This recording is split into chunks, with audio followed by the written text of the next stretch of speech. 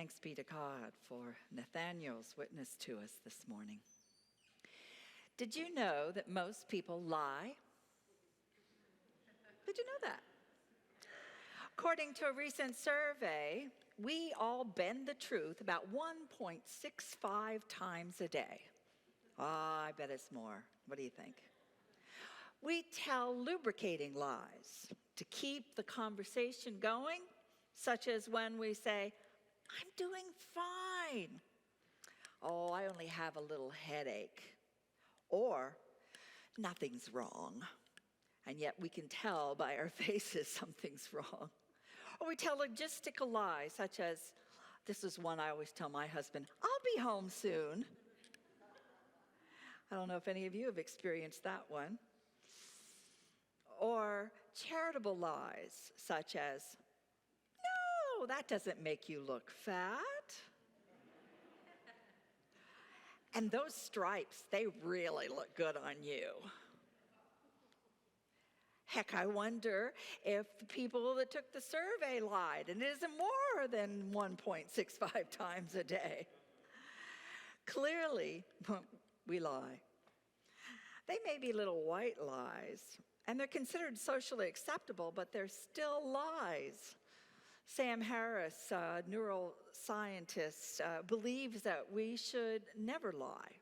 He wrote a book entitled Lying, and he says that instead we should radically simplify our lives and improve society by merely telling the truth in situations where others often lie. I don't know if that'll work because I might get pitched out of the bed. How about you? Yeah, there's a little bit. Anyway, these are what tempt us the most, aren't they? Just little white lies.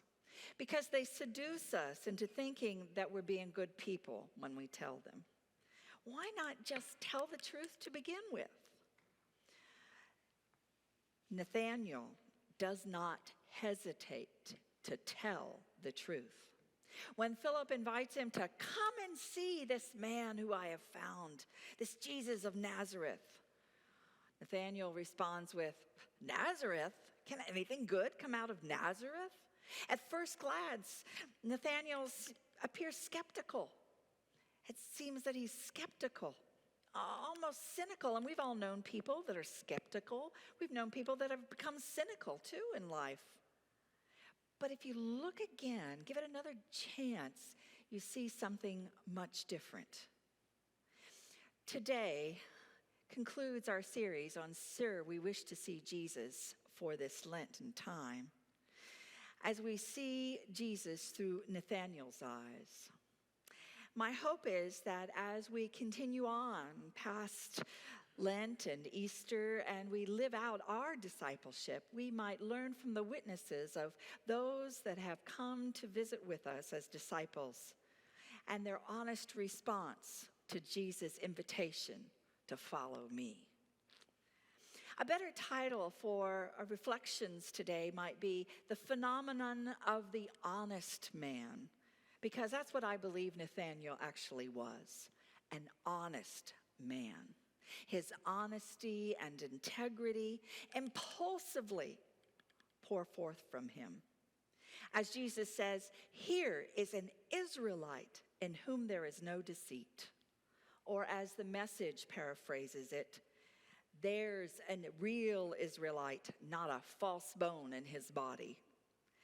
You see, Nathanael says what he means and means what he says. He's not crafty or deceptive. He does not seek to take advantage of others. He does not wear one mask in public and another in private. He does not hide his true feelings. He gives honest answers. He is sincere and upright. He's not looking for a loophole in life. He's not angling from some kind of ethical wiggle room. He merely states the truth as he sees it. And when later he declares to Jesus on his knees, "Son of God," he believes it with his whole heart. He has seen the very truth of God before him, and he knows it and wants to respond. He is an honest man, believing in Christ without any hesitation and more than willing to follow. There's a subtext here, an underlying meaning that we often miss. Because Jesus' comment about Nathanael being that true Israelite is that Jesus trying to let us know that God's intention for all people, but particularly at that time for the people of Israel, is that they would live without guile, as some versions of this text say, or to be a people of honesty and integrity. That's the message here for all of us. Jesus' remark of no deceit makes Nathanael a model for the character of all Jesus' followers, that to embody and display honesty in what we say, what we do, and how we look at the world. Now, does that mean that Jesus wants every single follower to be some kind of pushover, naively, falling for everything anyone ever says, trusting everybody all the time? Well, no one ever said that the Nathanael was a pushover. Nathanael's his own man. Nathanael knows the truth when he sees it. And certainly Jesus does not want us to be a pushover either. When Jesus sent his disciples out to proclaim the gospel into the towns of Palestine, he told them, "See, I am sending you out as a sheep amidst wolves. So be as wise as serpents and as innocent as doves." Let that sink in for a moment. Be as wise as a serpent, but as innocent as a dove. Know the truth. Speak the truth. Likewise, to be without deceit does not mean that we can deny the complexity of who we are. Each of us, we're driven by a variety of motives that some we're not even aware of sometimes. We're shaped by the experiences and the scars from earlier times in our lives. And so in our living our lives and our dealing with others, we sometimes have built up defense mechanisms, denial, rationalization, passive-aggressive behaviors. But when we're radically honest with ourselves, we are ready to get beyond those negative coping mechanisms and deal with what's going on in our world and in our private lives in a more straightforward manner. Now, it's doubtful that Jesus was trying to make us all feel guilty about being human. Being without deceit is not a call to deny the complexity of who we are, but to live to our highest values. To stand for everything that Jesus stood for.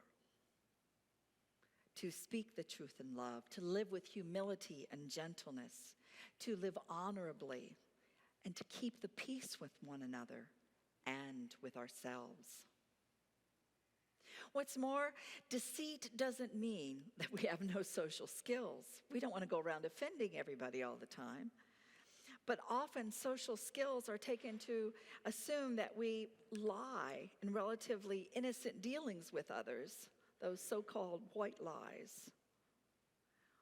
We don't want to lie to one another. We want to be honest in our interactions. So we want to treat one another and all people with the same respect, the same kindness and gentleness that we would respect for ourselves and for our loved ones.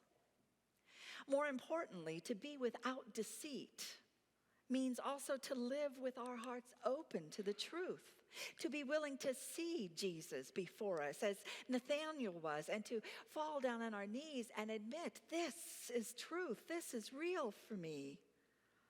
We're to embrace truth, not run away from it.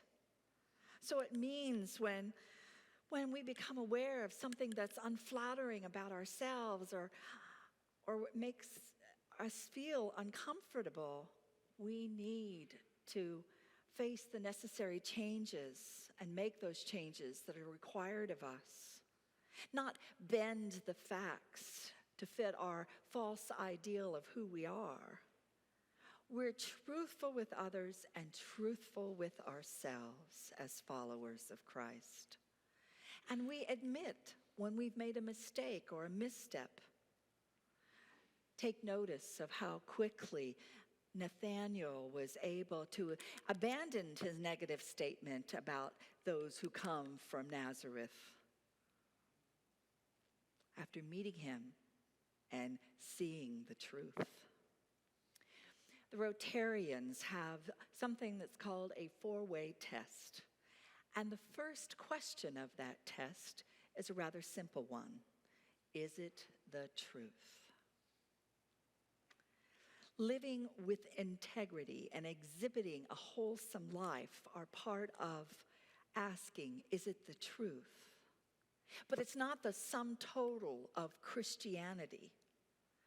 Certainly, there are people of integrity who are not Christians. But Jesus' invitation to follow is so much more. To follow Jesus means to live by the great commandment. To follow Jesus' teachings and embrace him as Lord and Savior. And Nathanael reminds us to live honestly, to act with integrity, but to receive Christ openly and respond genuinely. For in this way, we might live out an honesty in the world for the one who calls us to say, "Follow me." Might we respond in such an honest manner ourselves. Amen.